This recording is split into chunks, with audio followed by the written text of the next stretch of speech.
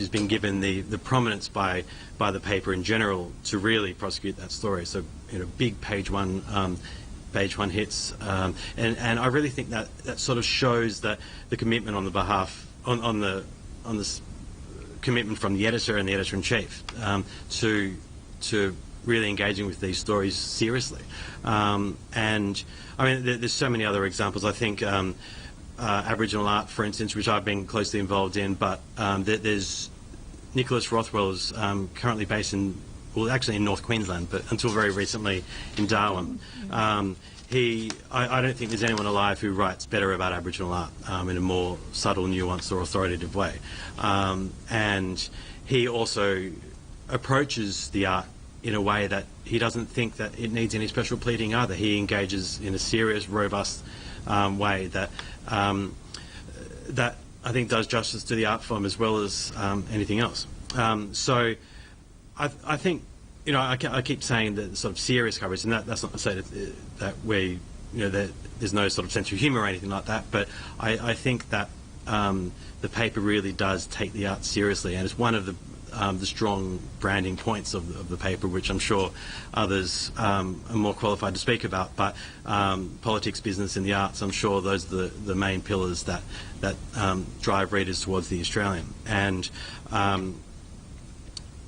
I think there's other things, but at that point, I think we can probably just.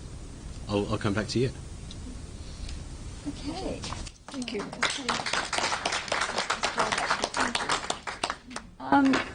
I was just interested on that question of special pleading, because you know, and me too, we started to write at a time when all those our disciplines were beginning to gather a bit of speed, and there was an element of campaigning as well as criticising.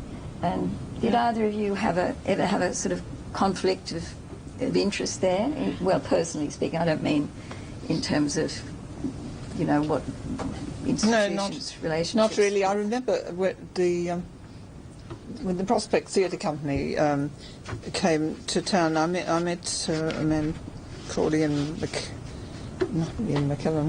McIntosh, who was the general manager, and he challenged me. He said, how can you write all that stuff, you know, when you're you know, starting a publishing company and you're doing all these other things, and you know, how can you be objective? I said, no, there's no point in being objective. You know, we're all trying to make our country better and to you know, improve the standard of journalism and all those other things, and what we're talking about is what is necessary.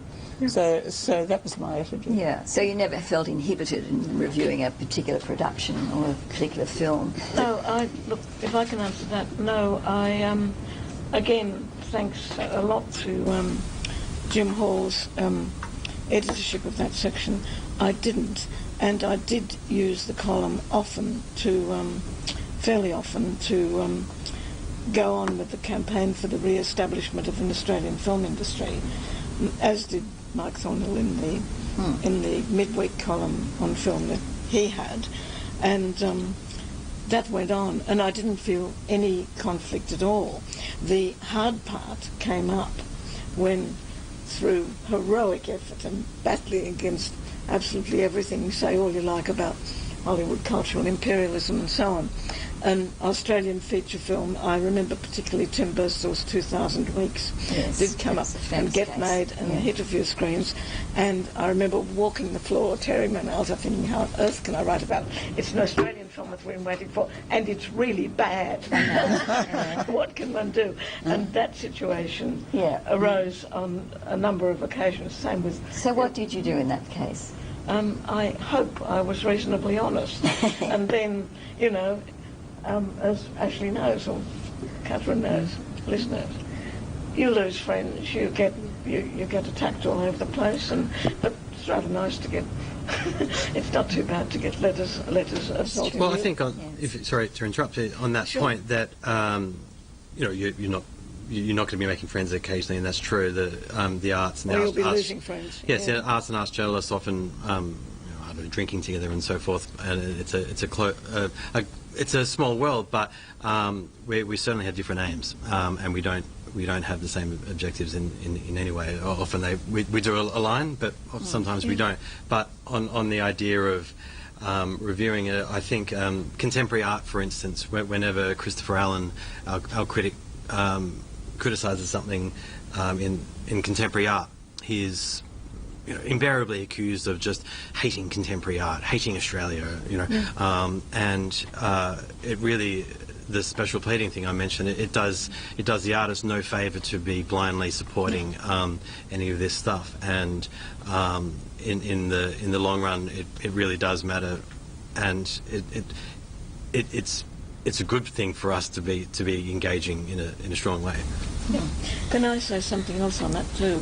Perhaps it's the right moment to say that looking back on that period in my own film reviewing and others, and in the campaign across the board involving Phillip Adams and everybody else who, in the Developing Australia Council, in the struggle for an Australian industry, there was one way, and in my reviewing, I think I was wrong, I think we were all wrong. We went crazy about directors, and people still do. Who's your favourite director? Who's your favourite Australian director? People will still ask me that now. And I think we gravely underrated the role of the creative and rigorous producer in film production, particularly in feature film production. And I'm sorry about that now. The issue arises when one confronts, I'm trying to think of a recent example, and when I think of the recent film called Healing, with a few splendid wedge-tailed eagles out in Healesville in the nature sanctuary, and fabulous actors like Don Honey, or Honey I think he's called, and Hugo Weaving, who's one of the best film actors on the whole planet, closely rivalled perhaps by David Gulpilil, whom I got to know as a teenager in this period on the Australian too. Okay, it's their film, it's the Eagles film, it's directed by Craig Monaghan. It desperately needed a rigorous producer to rein in the trailing ends of the plot, to turn it into something tight, clear and coherent, and that it can be and should be the producer's role rather than the director's. But people go, it's Craig Monaghan's film. Sorry, okay, perhaps it is and shouldn't have been. I think this applies in a number of instances. And having said all that about directors, I think one of the best directors on the planet is Ivan Sen, who is of, if I remember correctly, Hungarian, German and Aboriginal descent, recently married to a Chinese lady. He's in Mystery Road, he made a small masterpiece, and that was Ivan's film. Okay, very often perhaps the director is the author and the top of the pyramid in cinematic gifts and talent, but most of the time we need producers, and we should have said so. We didn't. Yep. Thanks. It was very enjoyable. Glad you struck a lighter note after 1.5 days. I'm hopelessly compromised, so I was born in Victoria, the high country. I'd like to mention about Melbourne. Yesterday someone spoke about the 43-year-old woman, a married lady, the wife, mother, with three sons, perhaps the school sons.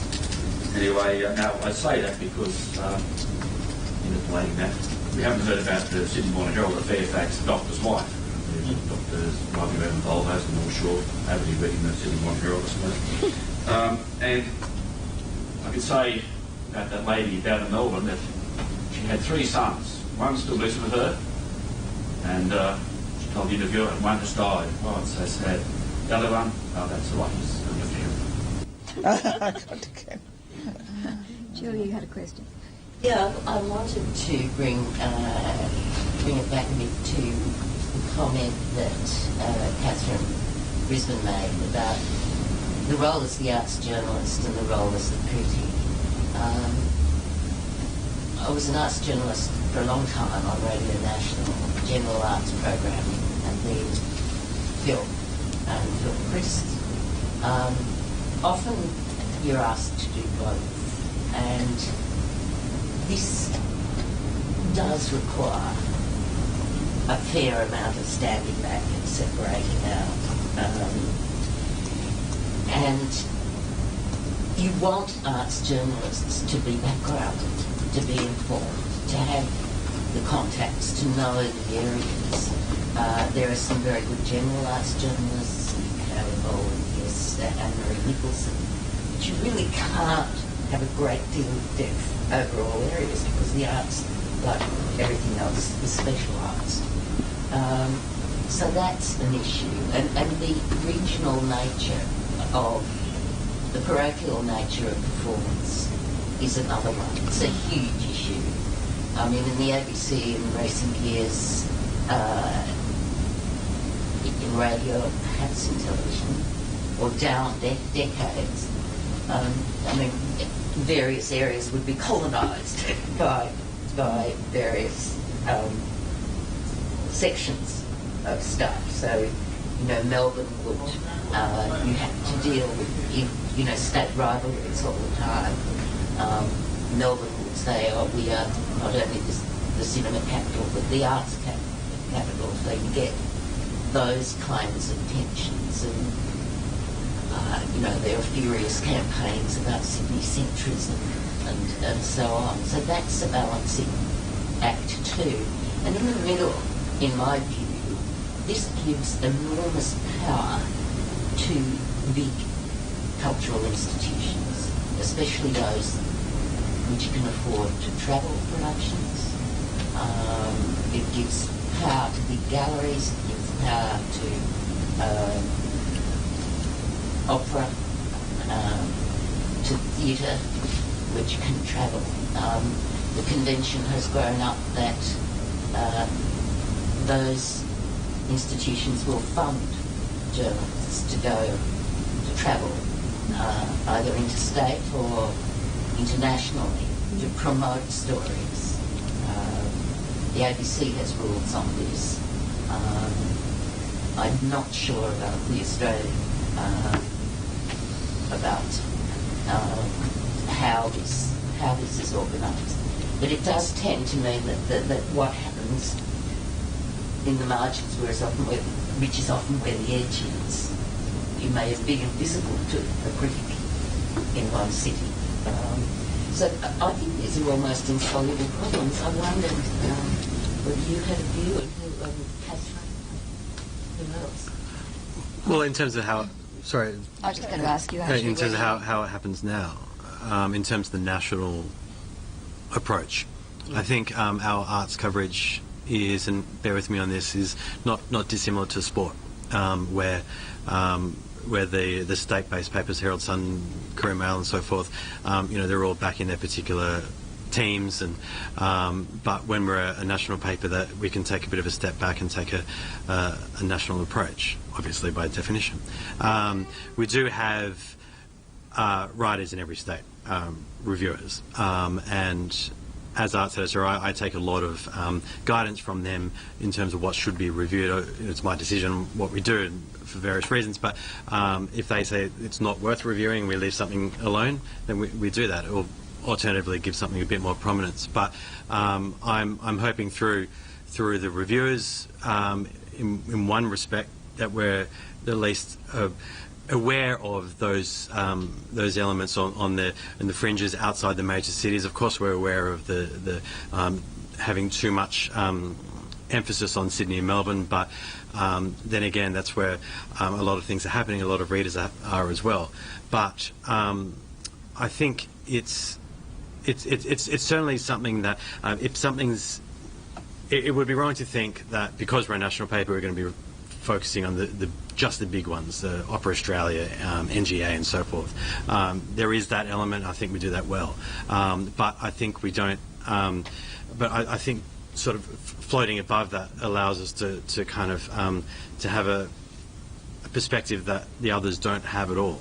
And I mean, I think today's paper is a good example of that. We've got a story from Matthew Westwood talking about cultural philanthropy, and another from Michaela Boland about how small and medium companies are concerned about whether the arts minister is on their side, basically, and neither of those stories are kind of pushing. Sorry, what am I trying to say? Neither of those stories are particularly kind of skewed in either in a direction of a location or a company or so forth. I just think it really. Sorry, I've kind of gone off the topic a little bit, but I think in terms of the national stuff, it is a challenge to really to bring all that together. But that's your contributors and your journalists have their fares and expenses paid by the big companies. There's probably first the cycle is publicity. Oh, sure. Well, I think maybe a handful of times a year at the most. How often do they go? Do they have a... Well, How often do you travel interstate? Well, not as much as I'd like.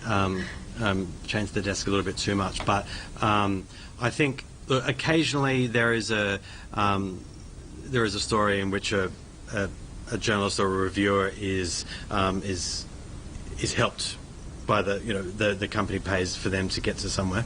The Hobart Baroque isn't one that comes to mind. It was Leo Schofield's thing down in Hobart.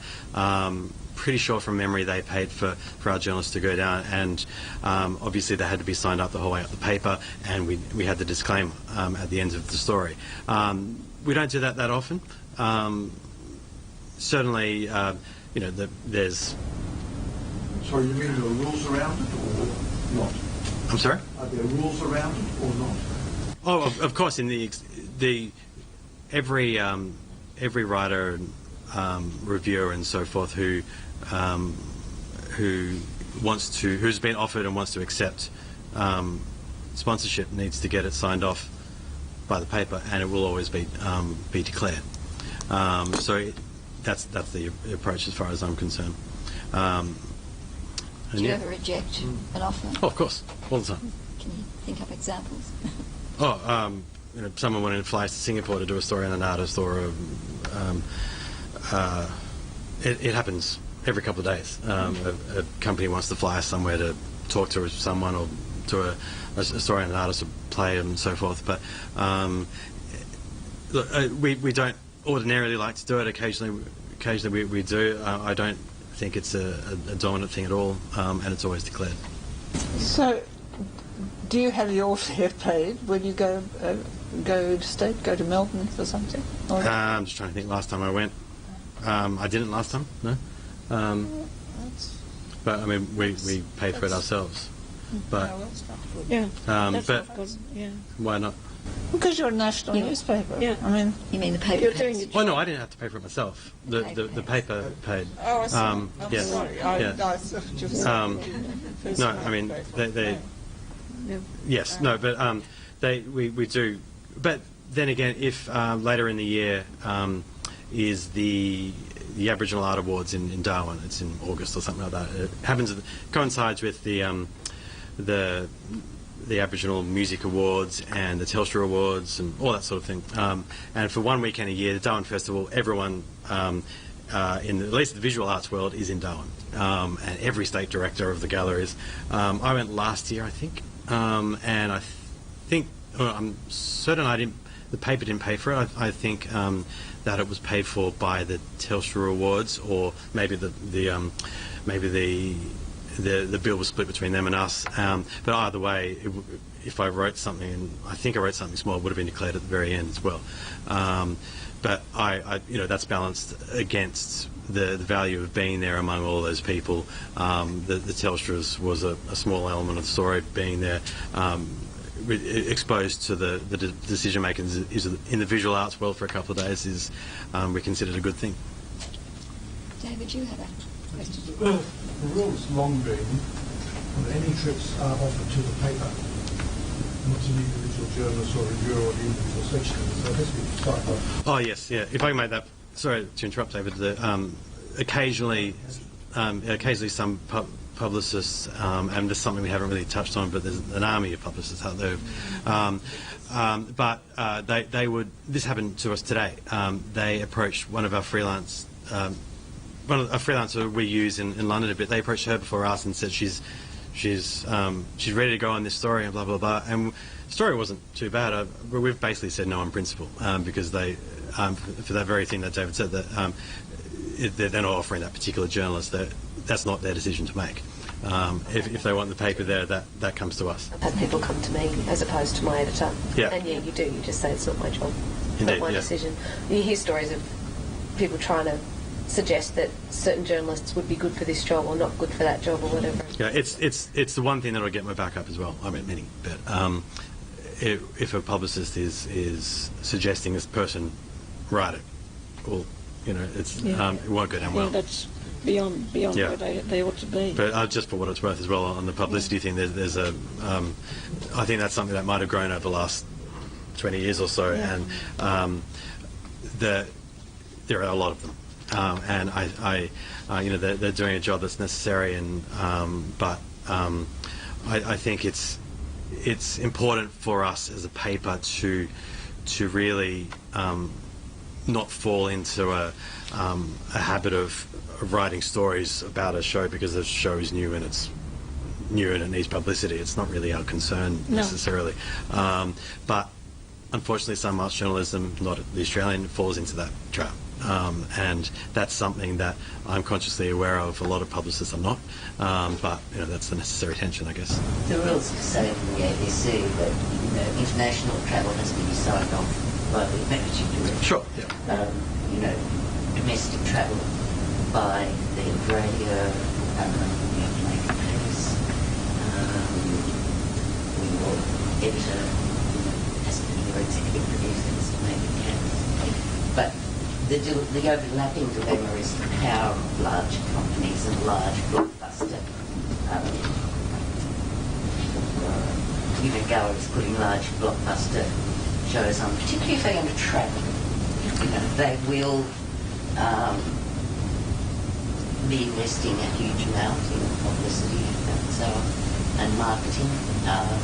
They'll be looking for promotion and they'll be looking for journalists, and the open pieces, and the temptation for arts editors, I think, always is if this is going to be a national, it's a national gallery, or it's a show which will travel, or it's a theatre which will travel.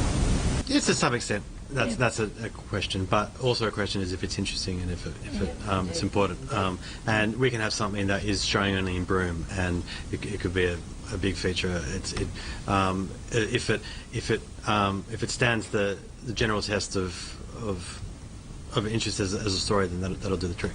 And you'll sell some more in Broome. Well, it's a very interesting town. Sandra, may I say something on this national spread? And this is about the cities and the regions and national media. Take a look at what the Travelling Film Festival does and where it goes. Can you speak up a bit? Sorry, I don't think people can hear you. Yeah, sorry, didn't realise. I just said it'd be great if the national media, in its various forms, took a look at what the travelling film festivals do and where they go.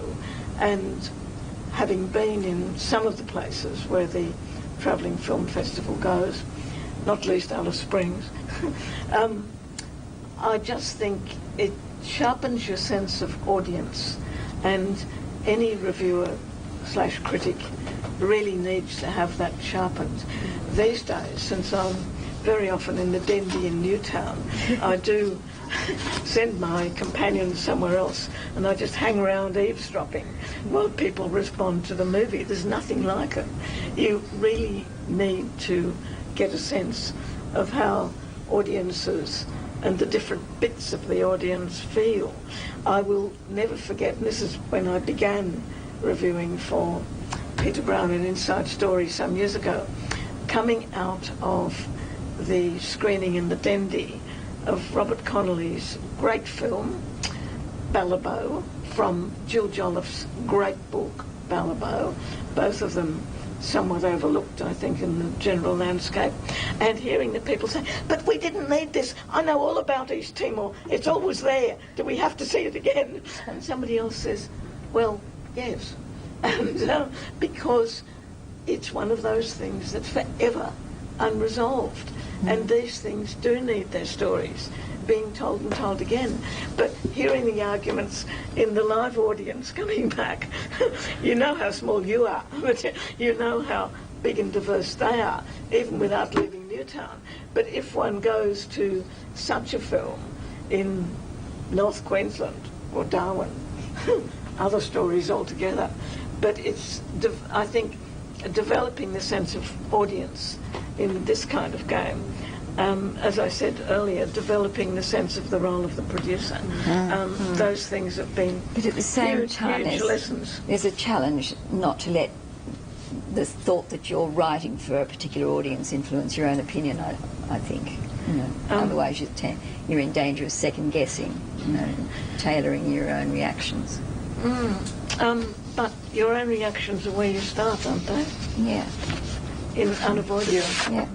So, but it can, you know, I mean, you can, I imagine, because I try not to do it, but I imagine that if you concentrate too much on the audience that might be seeing whatever it is, sure, then you're in danger of diluting that initial reaction. Well, but thinking of the audience, developing a sense of the different things they're doing and saying and feeling is just one part of the total response you're trying to articulate. Yeah. Ashley, do you think the Australian would have such a strong coverage of Aboriginal art if it weren't for Nicholas Rothwell? Well, no, because Nicholas is impossible to replicate, and he's so authoritative and unique in what he does. So in that respect, no. But generally, from in terms of the approach of the paper, it would be no different. But having him there certainly helps. I don't think I've got any real problem in admitting that he's driven a lot of the coverage. I've been involved with him in a small way in various ways, but he, in terms of authority and an understanding of Aboriginal art, I can't think of anyone else in this country writing, newspapers or otherwise. I'd want to quarrel with that. I have to say, Aboriginal art is so many things, and sure, but it's not my general area. But I think of the work of someone like Vivian Johnson and others, and particularly when, as I did over the weekend, not for the first time, look at the old masters and the bark paintings and the National Museum in Canberra. Honestly, no one person, no matter how committed and attuned, and I agree that he is, can respond to all of that. There's too many different aspects and areas to Aboriginal art. It's not one thing. Sure. I think as well that Aboriginal art is an important thing, that important part of the cultural sector in Australia that we have engaged with very strongly, I think, over a number of years, both in terms of the art itself, but broader issues around it, the economics of it, for instance, which really touches on the big reason where this is given a lot of space in a newspaper like Australia. Yeah. The Australian, these cultural issues are important of themselves. But there's also an enormous amount of money and public interest invested in them. And so I think in terms of, in that respect, that there is a real public interest in what we do. Edgar was talking about, in his first month, was arguing whether or not where Aboriginal music fit, if it was part of folk music or not, and who's folk, who are these folk? Yeah. Which, it's interesting in itself in 1964 that those conversations are had given the place. I like the idea of a folk writer. Absolutely. I don't know if there were beards. There were no pictures. I was trying to remember how that might have happened, how they might have... And I can only imagine that it was through somebody who knew somebody. We had